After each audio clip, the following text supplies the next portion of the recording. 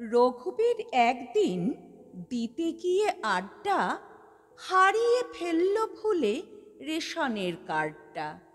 তারপর খোঁজাখুঁজি এখানে ওখানে, রঘু ছুটে এলো তার রেশনের দোকানে। সেখানে বলল কেঁদে, হুজুর চাই যে আটা। দোকানি বলল হেঁকে, চলবে না কাদা কাটা। হাটে মাঠে ঘাটে যাও, খোঁজো গিয়ে রাস্তায়। ছুটে যাও আড্ডায়, খোঁজো চারিপাশটায়। কিংবা অফিসে যাও এ রেশন এলাকার। আমার মামার পিসে কাজ করে ছেলে তার। তার কাছে গেলে পরে সবই ঠিক হয়ে যাবে। 6 মাসের মধ্যেই নয়া এক কার্ড পাবে। রঘুবীর বলে কেঁদে, 6 মাস কি করব? 6 মাস কি উপবাস করে ধুঁকে মরব? আমি তার করব কি?